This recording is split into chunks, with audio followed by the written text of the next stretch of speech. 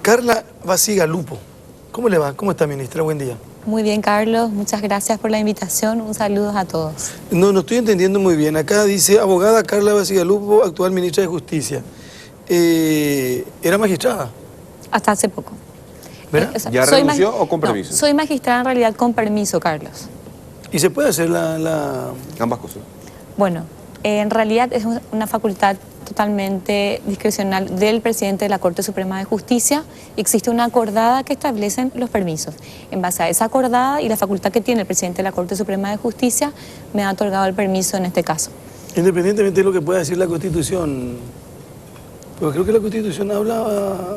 La Constitución no hace mención expresa de este caso. No. O sea que digo eso porque acá está hablando de una resolución con el tema de unas vacunas y Senaxa, creo que, ¿verdad? Eso estaba Claro, ese fue el último acto mío jurisdiccional, un día antes, porque yo recibo la propuesta del presidente un día siendo todavía jueza y por supuesto presento en la mañana siguiente a primera hora el permiso correspondiente.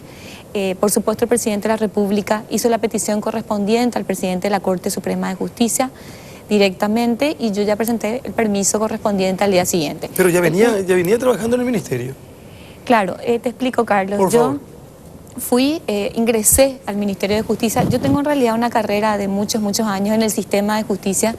Me inicié como secretaria de la Defensoría, actuaria judicial, relatora del Ministerio Público, relatora de la Corte Suprema. Judicial? Claro, agente fiscal penal. Bueno, luego ingresé al Ministerio de Justicia como secretaria de Hogares, directora de Hogares, perdón, luego directora general jurídica y luego viceministra. Luego de 2 años de viceministra, soy elegida como jueza penal de garantías.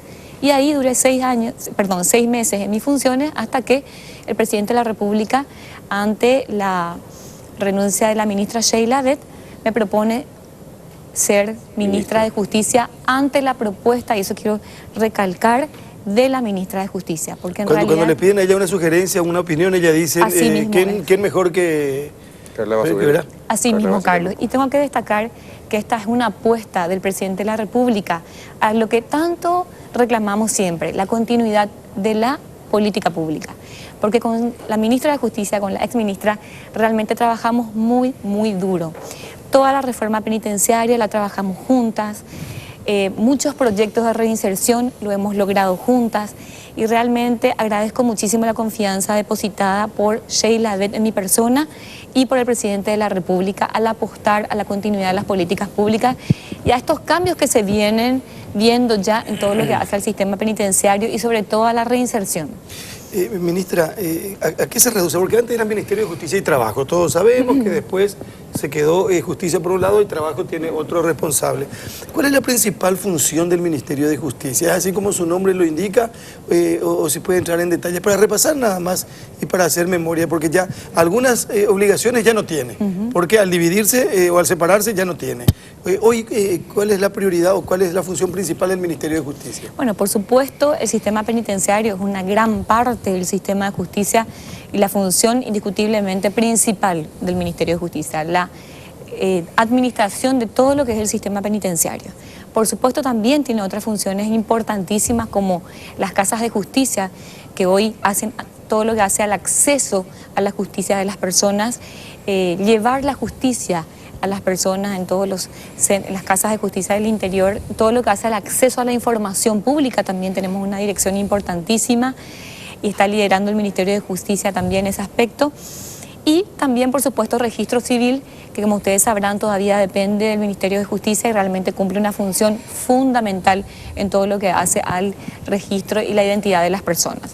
Entonces, además del sistema penitenciario, que indudablemente es la función principal del Ministerio de Justicia, también tiene, digamos, otros roles muy importantes y no quiero dejar de mencionar que el Ministerio de Justicia es el vínculo entre el Poder Ejecutivo y el Poder Judicial. Y en ese sentido es un gran coordinador de las políticas públicas en materia de justicia. Y eso es lo que quiero, mi misión, uno de mis objetivos, reforzar. Porque en la medida en que trabajemos coordinadamente, vamos a lograr resultados, sin la creación de ningún órgano nuevo. El objetivo realmente es coordinar en mesas interinstitucionales entre el Poder Judicial, el Ministerio Público, el Ministerio de la Defensa Pública, Ministerio del Interior y el Ministerio de Justicia, políticas públicas uniformes en materia de política criminal. Se habla con insistencia de las cárceles y de la situación de las cárceles. Nosotros hablábamos en el transcurso de la semana con el señor Barreto, director del penal de Tacumbú. Nos dijo que en un momento la población se acercó a los 4.000, 1.900 y algo. Sí. Reclusos. Y sigue muy cerca de ese número. Sí, bajó un poquitito y estaba en 3.920, algo por el estilo, en los últimos días, ¿verdad? Y él hablaba también, aparte de la cantidad de gente que forma parte de esta población, que no es ideal porque no se aguanta, no se puede, él decía, y nos daba un dato, solo el 23% de los reclusos están condenados. Es así. Y después los otros están procesados, pero con cuentas pendientes, y eso también perjudica el funcionamiento de una penitenciaría. Perjudica enormemente, Carlos, y te voy a explicar por qué. Esencialmente porque hoy tenemos un código de ejecución penal que establece muchos privilegios y a nivel de primer mundo, pero para los condenados.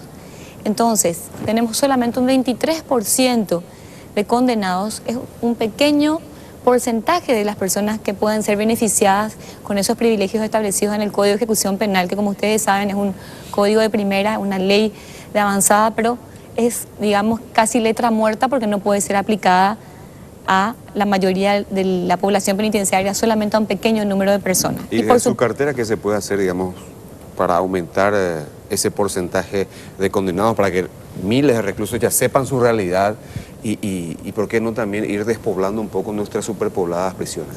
Claro.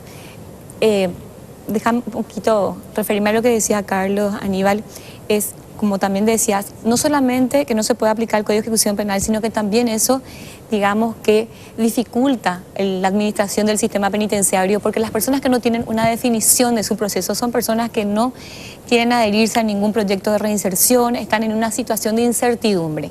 ¿Qué puede hacer el Ministerio de Justicia, que ya veníamos haciendo con la ministra? Coordinar mesas de trabajo para ir destrabando aquellos obstáculos que hacen a la mora judicial. Y aquí tenemos que ser muy sinceros, hay muchas causas de mora judicial o de indefinición de los procesos. No es solamente la actuación de los jueces en los diferentes rangos, sino que también mucho la actuación de los abogados, que a través de muchas medidas y sobre todo recursos, digamos, van entorpeciendo el curso de los procesos. Ustedes saben que a veces una audiencia preliminar es suspendida hasta 15, 20 y 25 veces por el ejercicio inadecuado de muchos profesionales del derecho. Y ahí tenemos que reforzar las sanciones disciplinarias para los abogados, que bueno, realmente constituye una facultad del juez y también de la superintendencia de la Corte Suprema de Justicia. Entonces realmente tenemos que hacer cambios en el sistema de justicia, porque las leyes ya nos dan las herramientas, acá no tenemos que crear nuevas leyes. Las leyes ya nos dan las herramientas necesarias hoy totalmente para evitar la mora judicial. El tema es aplicar las leyes y que todos los operadores de justicia, y me incluyo, nos incluimos también en el Ministerio de Justicia, apliquemos realmente la ley, llevemos a la práctica lo que la ley dice hoy. Es un gran problema.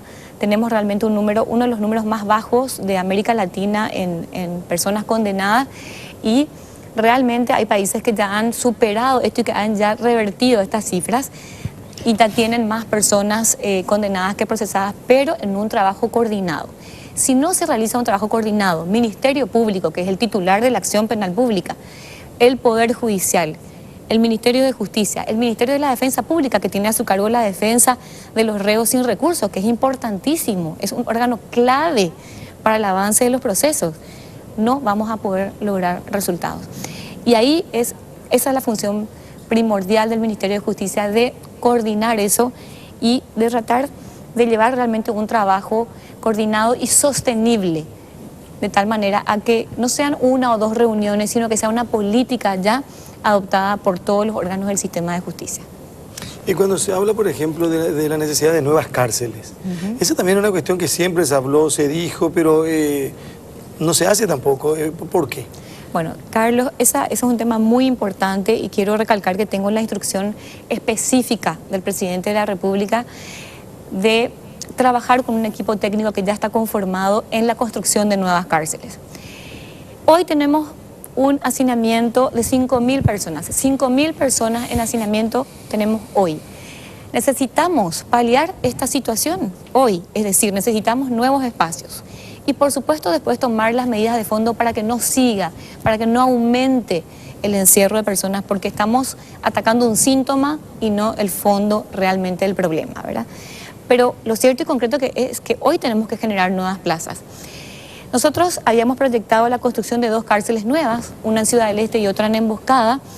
Estas 2 cárceles nuevas van a requerir un financiamiento del Estado. El Ministerio de Justicia no tiene los fondos necesarios porque estamos hablando de más de 50 millones de dólares según los proyectos. Estas 2 cárceles crearían 4.000 nuevas plazas, pero por supuesto en un plazo de 2 años.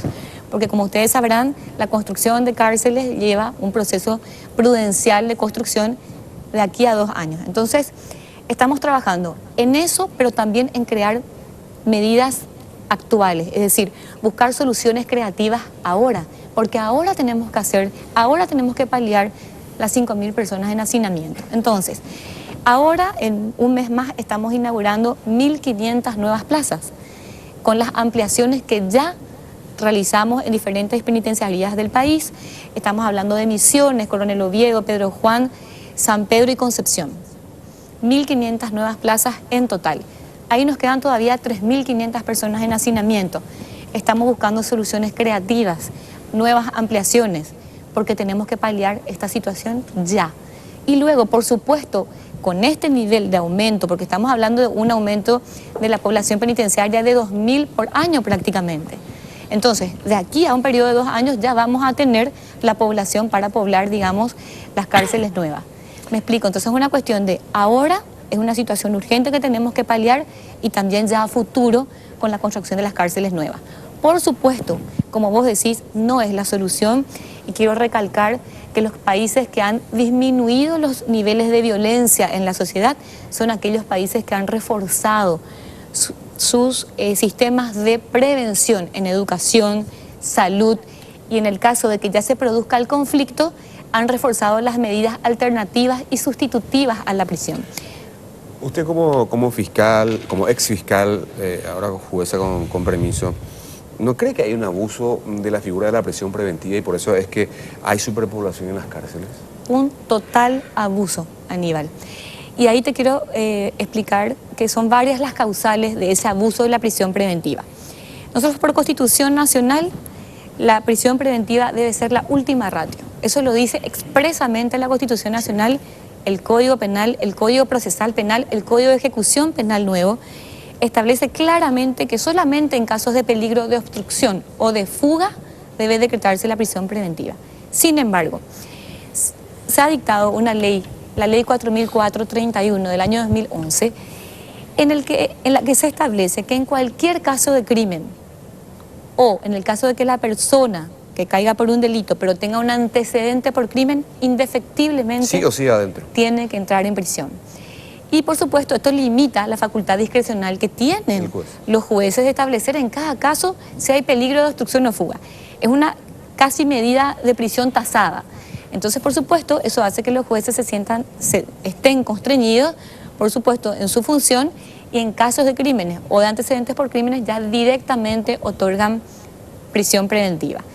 Y en el caso de algunos jueces que no lo han hecho, han ido al jurado de enjuiciamiento de magistrados y se los ha removido de su función. Pero ahí entonces no tenemos una salida, porque puede que este sea un procedimiento que hace que aumente la cantidad de gente o aumente la población. Pero se da el caso de aquel criminal que tiene la posibilidad de andar con reclusión domiciliaria o ambulatoria, ¿verdad? Sí. Y que te encontrás cada rato que el mismo que mató hace 6 meses volvió a matar o a robar otra vez. Entonces no es tan difícil, o sea, no es tan fácil esta situación. Claro, Carlos, en política criminal no tenemos soluciones matemáticas, ¿verdad? El derecho es una ciencia social y siempre tenemos que ir manejando realidades sociales. Ahora, sí tenemos medidas paliativas para esto, tenemos que hacer una reforma de la Ley 4.431, tenemos que adoptar sistemas de fortalecimiento. ¿Qué dice esa ley, señora? La Ley 4.431 prohíbe el otorgamiento de medidas alternativas en caso de crímenes y antecedentes por crímenes. Pero Carlos, quiero explicarte algo. Además, sumada a esta ley, tenemos leyes que van saliendo del Congreso que van criminalizando conductas que antes eran delitos. Entonces, ¿qué es lo que pasa? Que ahora, por ejemplo, un ejemplo te doy, violencia doméstica, violencia intrafamiliar. Tenía una pena de hasta 5 años, entonces era delito, y ahora aumentó a 6 años, es crimen. Es crimen, hoy por directo hoy, adentro. Hoy por hoy tenemos casos de violencia física o psicológica, no necesariamente habitual, es decir, puede ser una sola vez, y por una denuncia de una persona unilateralmente, ya directamente el fiscal imputa prisión. Sí, así mismo. Y tenemos un altísimo porcentaje, te estoy hablando de porcentajes altísimos. ¿Qué estamos solucionando con eso? ¿Qué solución de fondo estamos dando? Porque generalmente en esos casos los fiscales piden a los 6 meses una suspensión condicional del procedimiento, salen a los 6 meses, pero ¿cómo sale hoy una persona después de prisión? ¿Quién le devuelve lo que él pasó? Claro. Esa persona pasó. ¿Quién le devuelve el trabajo, Carlos? Porque al entrar a prisión pierden el trabajo. ¿Y cómo va a ser visto después de salir de prisión? Y a esa ley, doctora, de violencia doméstica, agreguémosle la ley de drogas. Por ejemplo, hoy las cárceles, tanto de mujeres como de varones, están atestadas de gente consumidora. El Buen Pastor es un ejemplo consumidora de drogas. A veces, porque la ley en determinados casos, en cocaína, por ejemplo, te permite para consumo y con prescripción médica hasta 2 gramos. Pero vos tenés 2,1 gramos adentro, por ejemplo. ¿Y hay privilegios en las cárceles, ministro? Bueno, Carlos, nosotros heredamos un sistema con privilegios, eso es categórico. ¿Existían los privilegios? Claro que sí. Cuando la ministra de Justicia asumió, por supuesto que sí, ¿verdad? Existían privilegios. Todos los cambios que se generan en prisión deben ser paulatinos. Siempre el sistema penitenciario es como casi una bomba de tiempo, entonces en realidad los cambios se hacen en forma paulatina, no se pueden implementar cambios bruscos. Fuimos implementando de a poco y hoy podemos decir, por ejemplo, que en Tacumbú ya no tenemos privilegios, tenemos sí una clasificación realizada conforme a reglas de seguridad. Ustedes saben que no podemos tener toda la población penitenciaria junta, tenemos criterios de clasificación, la gente que está adentro corre peligro por tal o cual asociación o grupo. Y por supuesto la integridad física está totalmente a cargo del Ministerio de Justicia. Entonces estamos permanentemente mudando, viendo los criterios de clasificación y por supuesto agrupando dentro del sistema penitenciario, en el caso de Tacumbú, estas personas. Pero hoy podemos decir que hemos realizado un proceso ya bastante avanzado de eliminación de los privilegios y de una clasificación basada sobre todo en la seguridad de las personas privadas de libertad y también en el perfil que tienen, porque lo que hemos adoptado es una clasificación conforme a la peligrosidad de las personas dentro del sistema penitenciario. ¿Cuándo van a dejar de ser cárceles para convertirse en verdaderos centros de rehabilitación, ministro?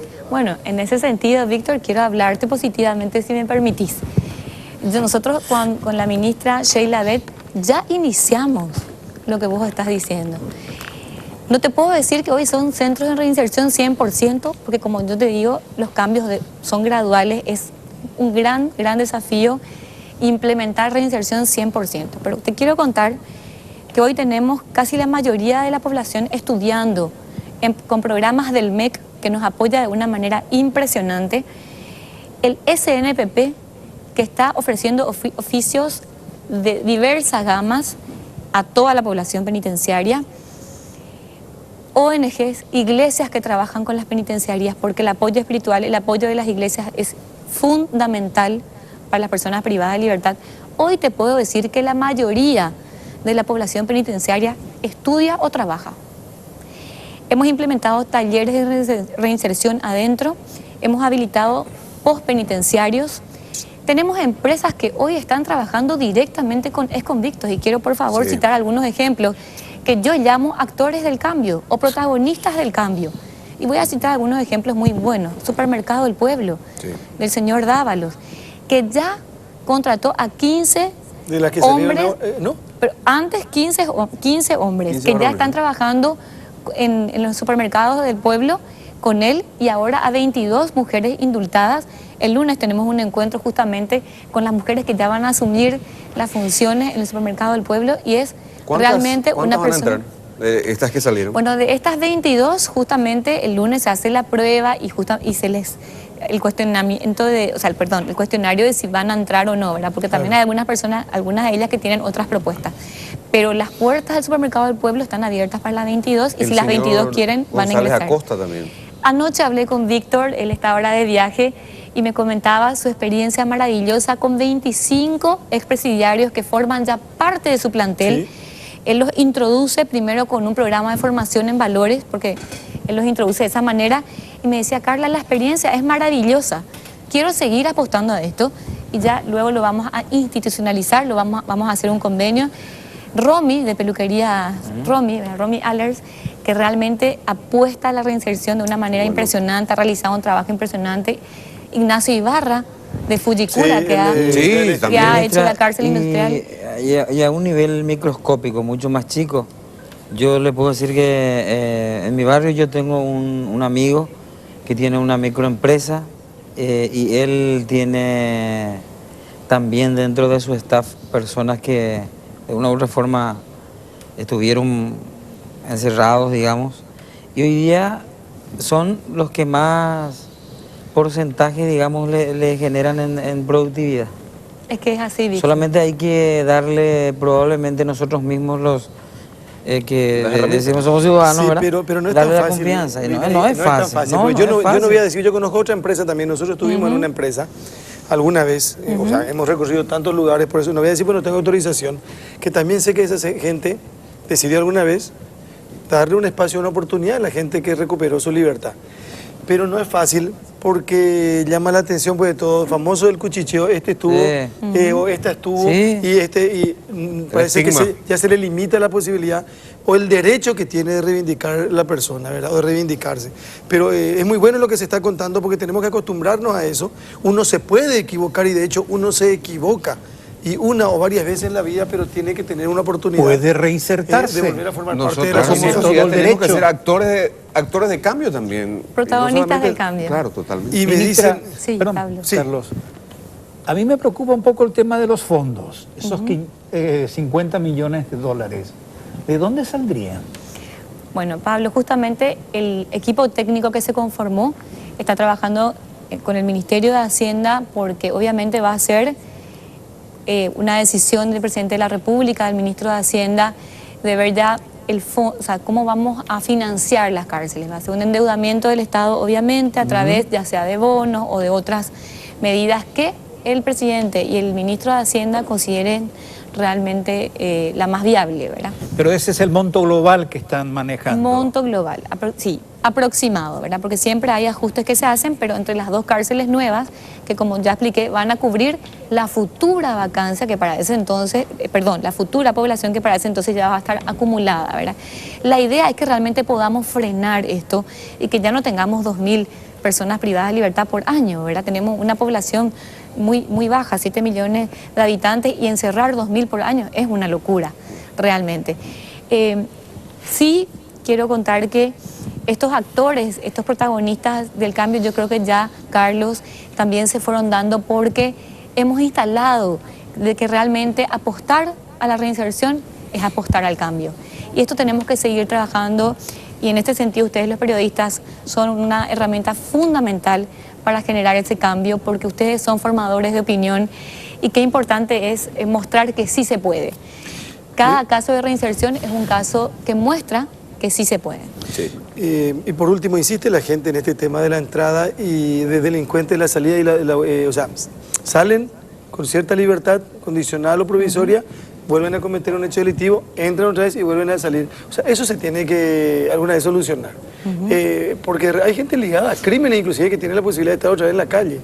¿Cómo es que se llama esa libertad que salís viernes al mediodía y volvés domingo a las 4 de la tarde? Libertad... Salidas transitorias. Salidas transitorias. ¿Existe eso? Sí, el Código de Ejecución Penal Constantino Rodas, con caso de 25 años de cárcel por el asesinato de Argaña, está haciendo... Es cierto. ¿O fue beneficiado con esa figura? Es cierto. Mira, yo le voy a decir una cosa, voy a decir dos cosas para cerrar la conversación agradeciendo a la señora ministra.